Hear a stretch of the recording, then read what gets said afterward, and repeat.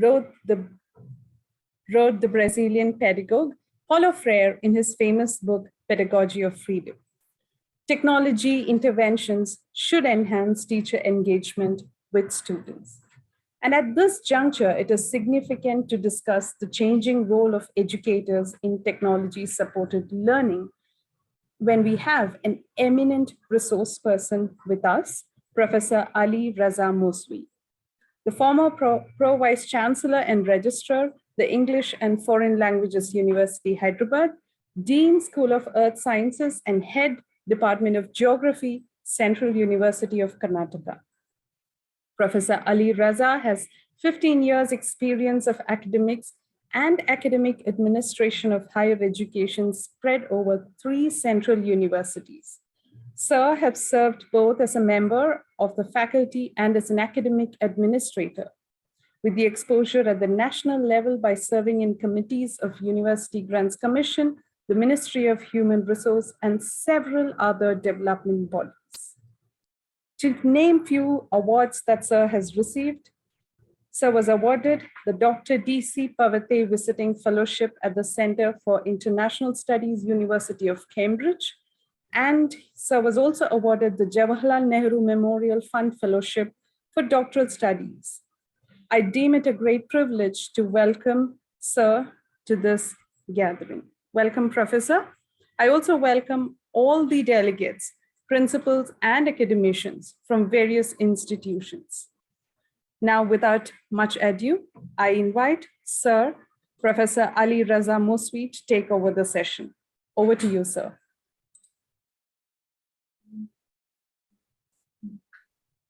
Yes, a very good evening. Can all of you see me? Can all of you hear me? Yes, sir. Sure. Thank you. Thank you so much. Let me begin first by congratulating the Kristu Jayanti College on this very pertinent topic, and also for having me.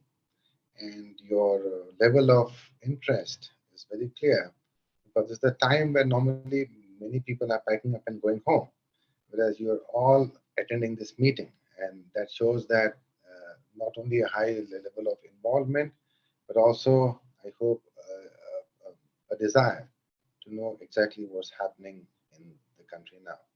I have a PowerPoint presentation which I prepared, which I would like to share now, and then I shall begin.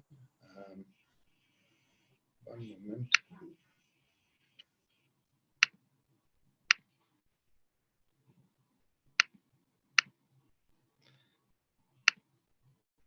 Yes, can all of you see the slide? Yes, it is. Thank you. So what I will do is that don't think I have a very stable internet connection, which is especially when we're speaking of technology integration, but this is the India that we still live and work in, where we are not very well technologically endured, except especially when if you're not speaking or coming from a large town or city. So to keep my presentation stable, I will seek your permission to switch off my video, and then I will begin now. So first of all, I thank the principal of the college and also the dean, Father Dr. Elusis, who has reached out to me and given me this opportunity to briefly speak to you. And before I begin, I would like to say that working in the sector of higher education, I might not be the best choice, because I know that I'm addressing teachers of the basic building blocks, whereas we come in much later. And if I may make a small joke, we come in when the damage has already been done. Now, I'm not saying that you don't teach well, but what we have been seeing in the higher education system, especially over the last few years, is that the quality of children who come in has not been able to keep up to what we think should be students which we receive in a university. Now, with my personal experience, I can say that many students who join us uh, often seem to lack uh, basic skills of writing or speaking. uh, we have to hone on these skills, and at times I feel that the our institutions of higher learning are also spending a fair amount of time in trying to uplift these children as far as their scholastic attainments are concerned in terms of their communication and social skills. Now, that's an entirely new debate, and I would not like to go into that now. Um, I have structured my presentation, and I don't think I will take more than 20 minutes of your time, because I think we learn more if there's an interaction after I speak, into four broad parts. The first part is that, of course, I would like to maybe for all of you repeat. I'd just like to introduce the national education policy, which is also known as the new education policy, and the overview of the schooling system in the country. This was an eye opener to me, and it also shows the challenges that we are dealing with. Then, what are the main points which the NEP seeks to change? Then, specifically, the topic I've been asked to speak upon, that is the the issue of technology integration in our schools, which is not a technological issue, it is not a pedagogy issue, it is also an equally cultural issue, which I will try to briefly allude to. And then, what are the challenges which I think we will face in the country, and how best we can deal with them. So that's how I would like to make my presentation to you. Now, very briefly, as we all know, now it's rather public common knowledge that was in July 2020 that the national education policy was declared, and it replaced the nearly 34-year-old national policy on education, which was last formulated in 1986.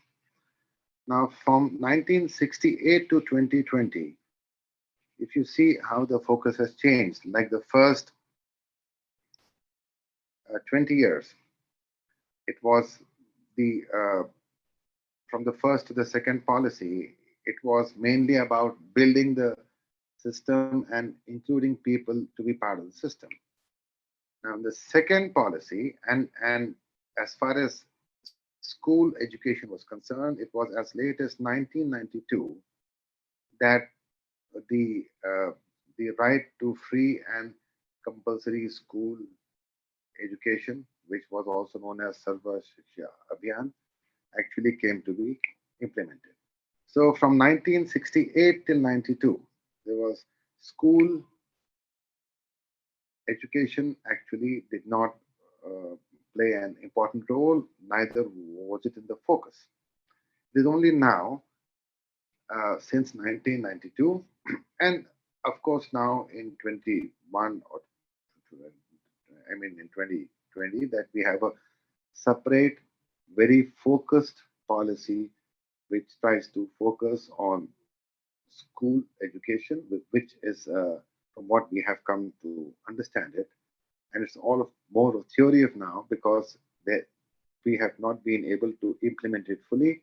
And even if we start doing it, it will take us at least a decade to find out exactly how well this policy is being received and what are the outcomes.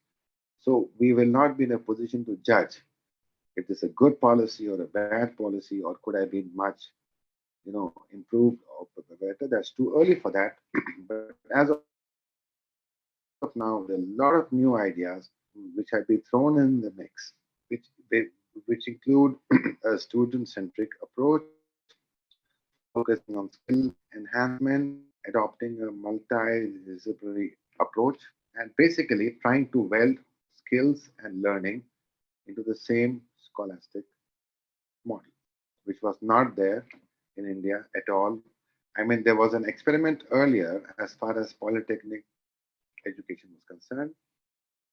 Now, without sounding too alarmed, that experiment hasn't turned out very well.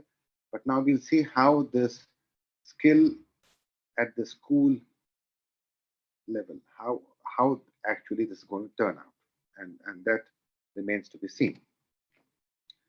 Now, the Indian school education system is one of the largest in the world, and if you look at the UDI SE report, which was last released in 2021, there are about 15 lakh schools in the country and 97 lakh teachers, and 26 or nearly 27 crore students are enrolled in the school education system. And this statistics does not include the Anganwadi and the private Montessori schools. Now, we have a very good gender parity as far as school education is concerned. That is, the number of females to males is more or less equal.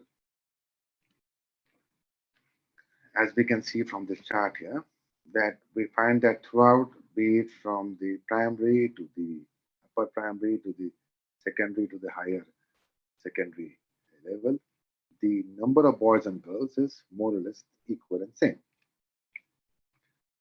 Now, as I told you, we have more than 15 lakh schools in the country, and this is the breakup management type. And I would like to make a point about this later, that the way these terms have been defined, primary, secondary, and higher secondary, is in the report. That is, primary is first to fifth class, secondary is sixth to eighth class, and higher secondary is ninth to 12th class. Now, we find that the biggest player is the government in the school system, with about 10 lakh schools. 84,000 are government aided, and private recognized schools are about 3.5 lakhs in the entire country. Another important thing which we can see from the statistics is that while the government has the largest number of primary schools, the private management is the second as far as the primary is concerned. As far as the higher education is concerned, they are also very high. That is nearly 61,000 out of a total of uh, 3 lakhs schools and the private sector. My point is that while the government continues to be the big player, the private sector, education in India is concerned. And we shall visit this very soon shortly. Now, when I come to the teachers, that these 97 lakh teachers I spoke of here, these one here, who are these actually? I find that the maximum number of teachers are at the primary and the upper primary levels. That is nearly 47%. That is nearly half of the teachers' force in India is engaged in primary education, and only 30% are solely focusing on these the higher and the higher secondary level. In between, I mean, 47 and 29, about 68, the remaining teachers are trying to hold up both the ends.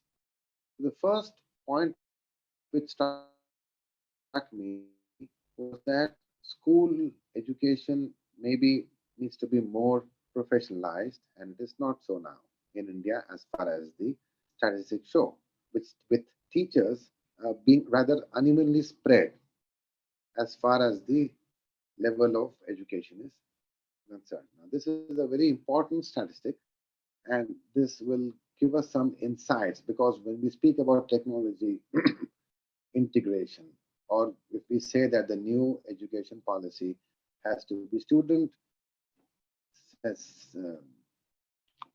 centric or teacher friendly, we first need to find out what are the exact shape and size of the stakeholders who are part of this complex and huge system. Now, when we see the gross enrollment ratio, we see there's a very high enrollment at the primary levels, which steadily declines. That is, the dropout rate increases as students come to the higher secondary, the 12th class, which means that there's a huge inflow, but it is less than half when students actually exit the system. So this means there's a very high rate of dropout. Now, why does this dropout exist? Is it because maximum schools are in the government sector and they are not properly managed? Or is it because that we place a lot of burden on the students and they just drop out? Is it to solve this problem that we would like to make it student centric and open it up for the student to choose what he wants to study and also add on some skills? Now, why are we adding on skills at the age of 12 or 13 or 14 or 15? Are we trying to push them into the job market at the earliest so that the number of unemployed people actually decrease in the country because there's a huge dropout. There's a huge level of dropout, and this is among the highest in the world. Throughout the world, the average rate of dropout is at 81%. So sorry, at 47%, whereas in India it is nearly 81%. That is the if you just take a rough ratio of the number of students who go in the school aggregate and the number of pass out. Now, I'm sure that schools which are run in the private sector, which are in bigger towns and cities, would not relate to the statistics because many of our families where we send our children, it is taken for granted that once a child starts the first class, he or she will inevitably complete the 12th class. But that is not so as far as the general picture of India is concerned. So we will also keep this point in mind as we progress. Now we'll come to the second part of presentation. What exactly does the does this policy achieve or try to achieve at the school? Uh, there are two or three things which are very clear. Now, I would like to divide these changes into two parts. One is the cultural or the non-scholastic part, and one is the scholastic and the professional part.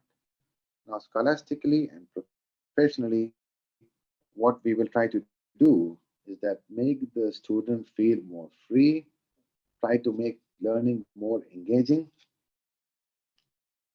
and to skill and train the student.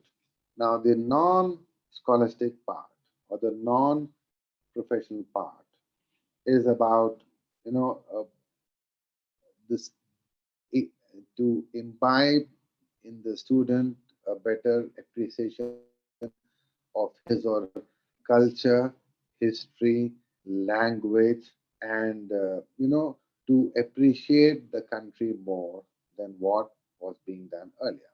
That is the base on which the policy is there. So now the second part is not my concern because that is still in the unfortunately that is still in the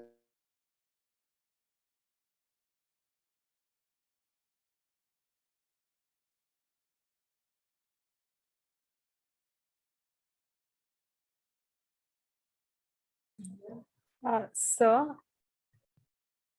I think we lost you for some time. in terms of life Sir, skills and soft skills. Yes. sir, sorry to interrupt. I think we lost you for some time, like 2 minutes. Oh, would you like me to repeat that part? Yes, yes. Well, as I don't know when you lost me, but all I was trying to say is that as far as the NEP is concerned, it tries to locate its goals in two broad areas. One area is the scholastic area or the professional area where the student is more free to make his study choices, to have soft skills and life skills, and not to fear the exam. whereas the non-scholastic part is the student's appreciation of his or her basic native language and appreciation for the country and having a more uh, better knowledge of the Indian heritage and culture. And I also said that as far as my today's presentation is concerned, I would be sticking to the first part and not to the second part, because the second part is a very it has become a rather political area in which I am neither competent nor interested to speak. So let's focus as far as technology integration is concerned to what how it would affect the scholastic progress of the student itself. As you know that now the new structure is that what we would call as preschool or class 1 and 2 and whatever. Now we have four stages: foundational, preparatory, middle, secondary. Now, most of these changes are being put through in the middle and the secondary stage. That is roughly from the fifth or sixth class till the 12th class. This is the focus area in which mainly these changes are sought to be implemented and are sought to be sort of introduced as far as school education is concerned. Now, what exactly are these changes? Now, what the NEP seeks to change is the way children learn, the way we teach, the way schools are governed, the way we build the capacity of the stakeholders, and here we mean both the students as well as the teachers, and of course, the way we use and include technology. How much technology do we actually use? Like, I joined a bit earlier, and I I sort of overheard my the earlier expert and also a brief part of what the principal was saying. And it is true that how the pandemic has forced a change, how it has forced us to adopt or adapt technology. So what does it mean? That it is not intrinsic. It is something which is forced to us. And I will come to this point in terms of civilizational behavior, especially among South Asians and Indians, of how technology remains an external part. And the way we use it is in a very wrong way. We do not think technologically, and we do not have the basic apparatus to actually imbibe or use technology the way it should be. So we normally use it only at the top, or we use it to show the world that we are using it. Unfortunately, we are not very good recipients of technology, and and I will prove my point as we move forward. Now, the NEP, apart from these points, what it seeks to change, it would also like us that these children imbibe 21st century skills with India's tradition, culture, and value system, and in short, to provide a quality education that is not only life changing but mind and character building too. So, this is a very deep thing, and I I cannot find any research where school education can be trusted to build the mind and character also, apart from schooling, because the teacher and the educator debate also will come in, on which point I shall finish what I have to say. Now, as far as the technology integration in school is concerned, what do we want to do? First of all, we would like to appropriately use technology at all levels of education. It has been happening even in the universities for the last 2 years when we were forced to go online. And we will have to put in mechanisms so that the entire, not only the learning, but the evaluation process is also sort of imbibed or integrated with technology, streamlining our planning, administration, and management, and to, to, to, to be very fair and to be frank and to be truthful. Even today, the biggest institutions in India, as far as their administration and management are concerned, are safely out of the pale of technology. We do not like to introduce technology in many of our activities for various reasons. It's not in my position to say good or bad, but that doesn't happen. So that is one thing which will be really big, and it has not happened yet in India. And then, these are all the points I picked up from the policy document, where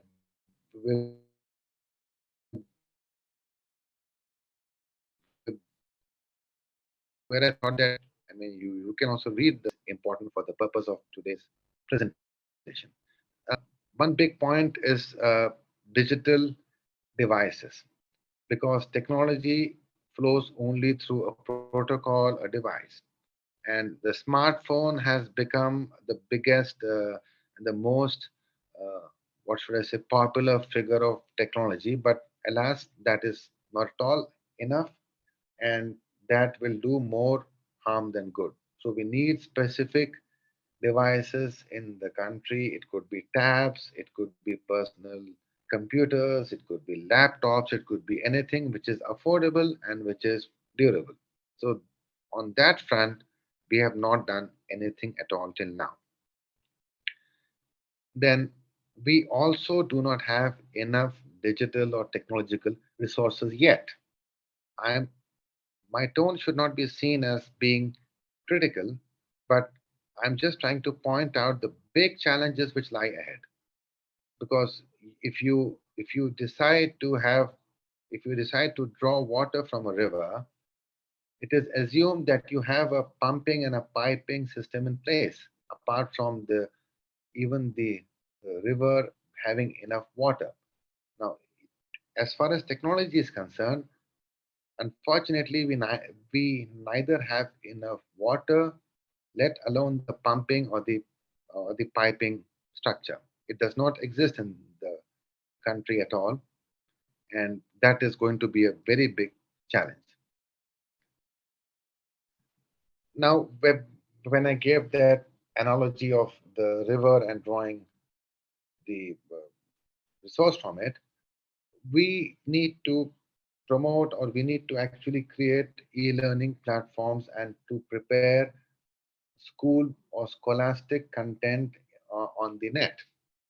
To this end, after the policy was announced on 7th April, the Diksha site was launched, and about 500 odd textbooks, you know, have been scanned and put there, apart from a basic word dictionary. Apart from this, the implementation plan for school education has been formalized in and being made popular through handbooks known as the Sartak handbooks, which are now on the internet and which educators or planners or principals can download, and these are very detailed protocol documents on how exactly to go about implementing, but it is of course a work in progress and it's not clear yet.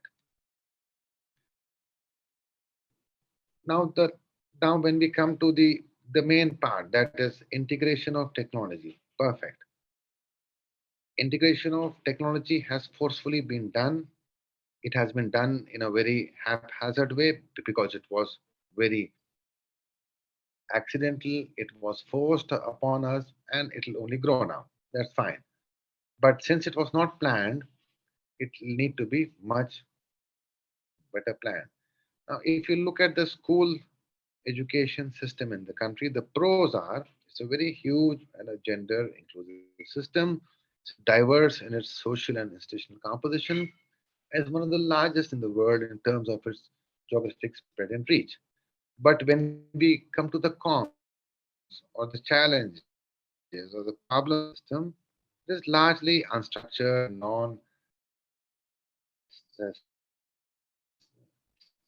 standardized, with quality school education being found only in island pockets, that is, uh, only in only in some urban parts. I mean, even in a place like Bangalore or a place like Hyderabad or Delhi, you won't have these good schools all over. They're only in certain specific small pockets at the heart of the town or the city.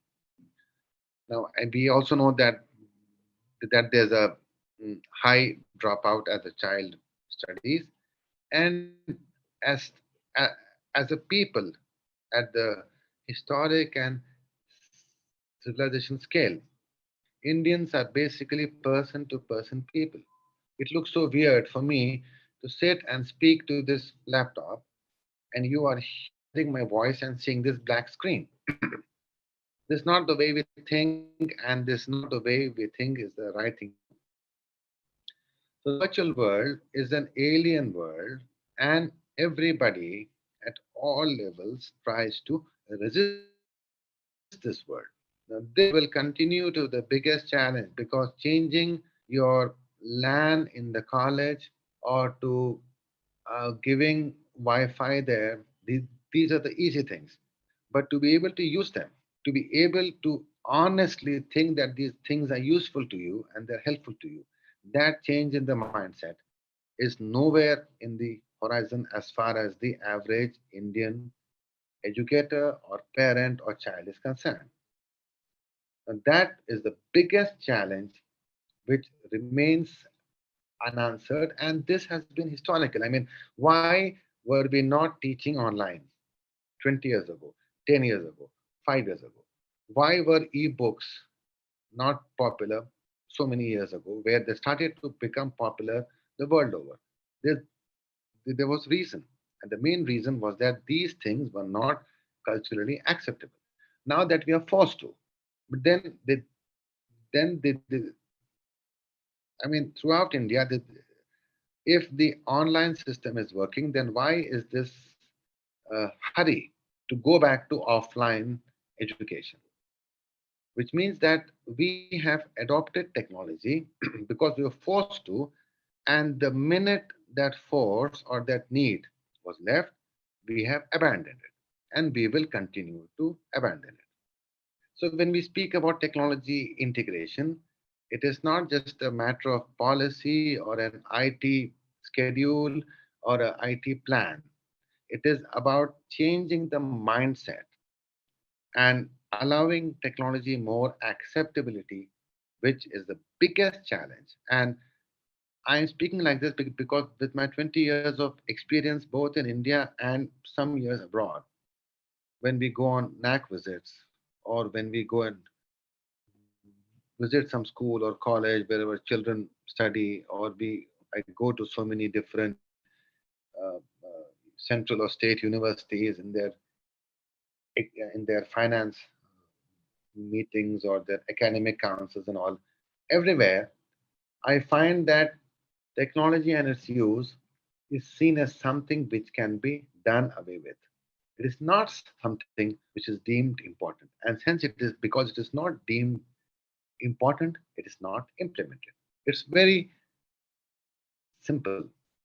I I don't think it's a very complex thing which we can academically make it more complex by adding layers of socio-economic access and equity and all those things. But at the base of the problem, if we see it as a problem, is that we are not very uh, open or receptive or welcome the use of technology in our lives. That is a very basic philosophical point from which any technological integration idea has to spring up. That's a very basic thing which I'm sure that you are already in the school system, and all of you must have faced this wall at one time or the other in your departments or colleges or with students or whatever.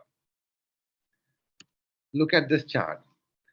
This shows the infrastructure available in Indian schools. Now, these are the hand wash, electricity, boys' toilet, the girls' toilet, whatever. Now, the lowest here you see internet, apart from toilets for the children with special needs. The internet is more or less the same as far as the needs for special children are there. What does this show? I mean, these are the figures for 2021.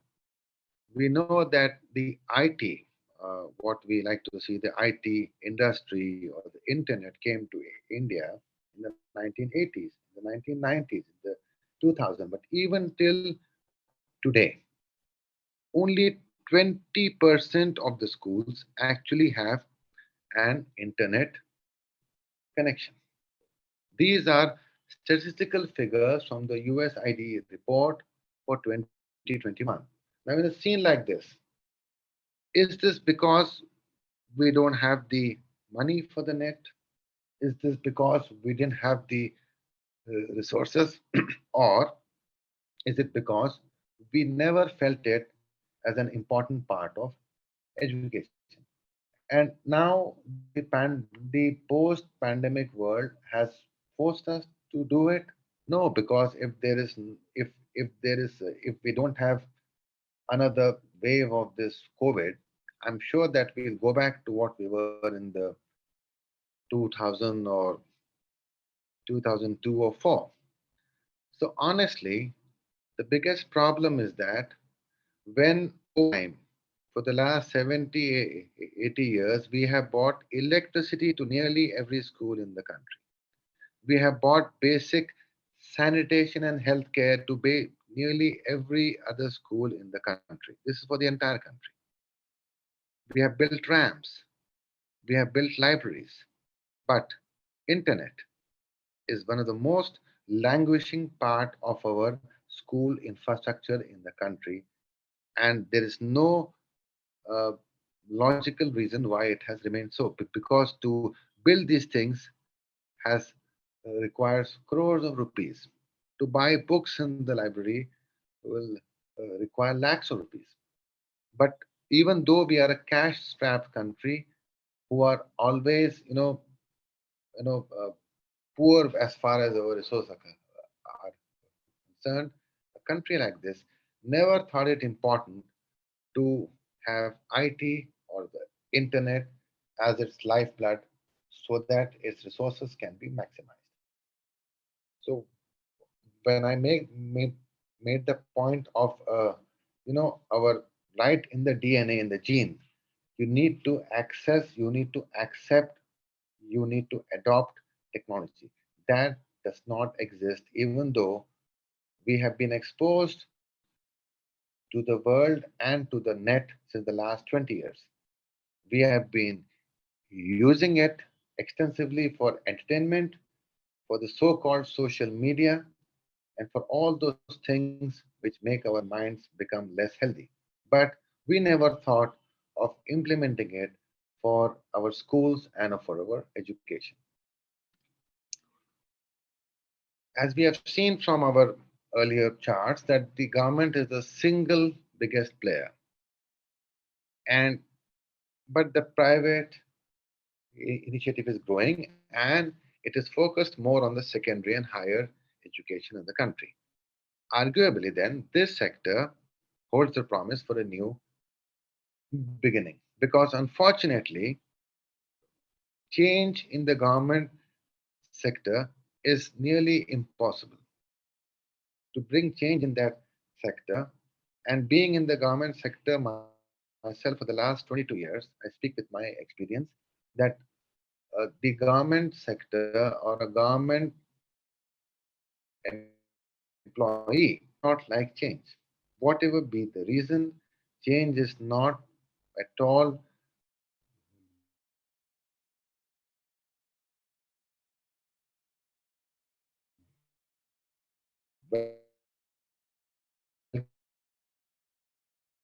welcome unless it is forced by the government. So leave that aside. Change we have seen since the 1990s till now, the government influence in primary health as well as primary schooling or education has become less and less. Now, no one would go to a government hospital or put their children into a government school if they can afford not to. What does this show? That for the last 25, 30 years, since the 1980s or the 1990s, this sector has totally abdicated as far as primary health and schooling is concerned. So, all I'm saying is that the shift and the growth will now shift more and more to the private sector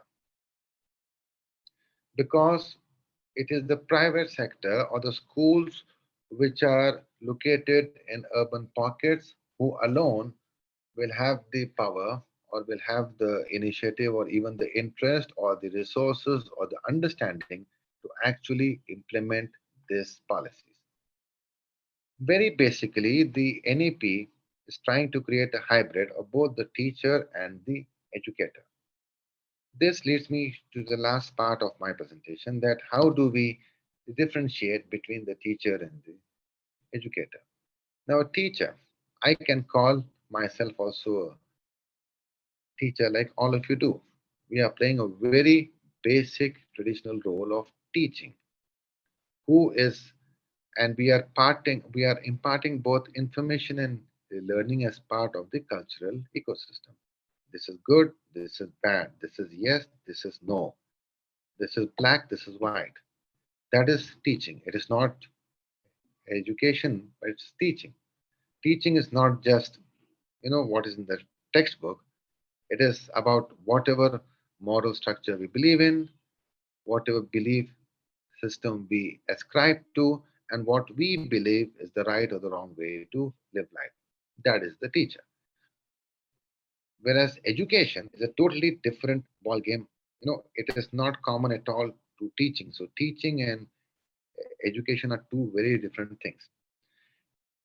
Education is actually one of the outputs of the teaching process, and it is an output which is tangible, objective, and we can also have it measured because it is just the formal recognition of a standardized level of information. That is, you are educated till the 10th class.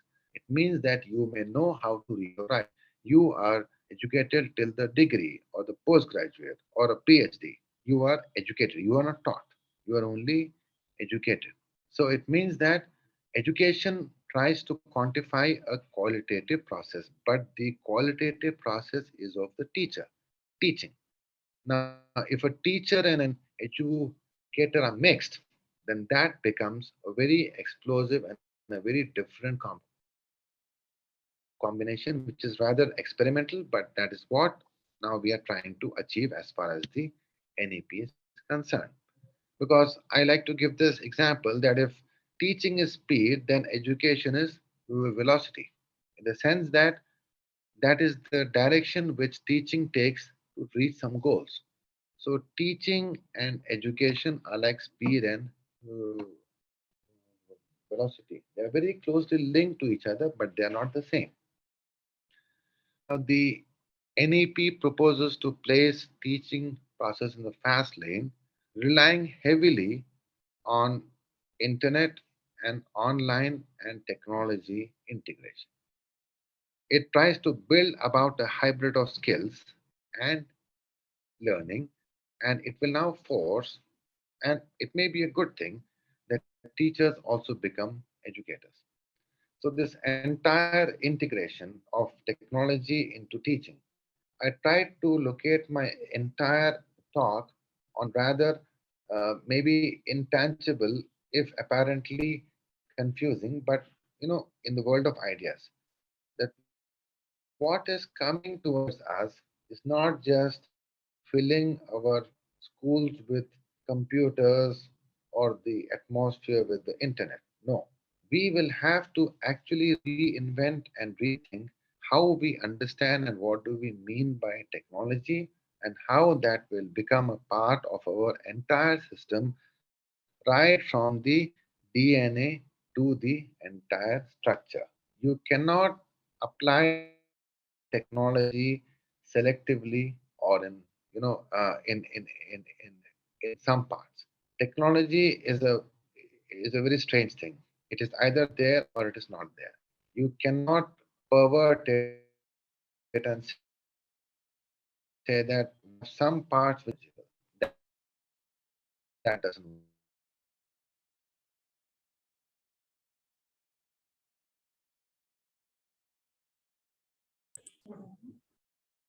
Sir? Challenge for which the teacher will have to prefer and start thinking in those terms every activity that you take. With this, I would.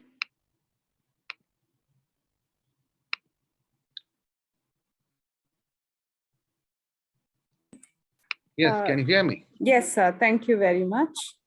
So we come to the end of the first technical session. As academicians, we need to realize challenges to facilitate technology. I extend a heartfelt gratitude to Professor Ali Raza Mosvi for that carefully considered discourse focusing on the challenges and possibilities in technology integration in education. Thank you, sir. Thank you, all the delegates. Without waiting for any questions, since we are having a time constraint, we move to the next technical session. I invite Dr. Annie Stephen to take over the next technical session. Thank you, ma'am. Once again, a very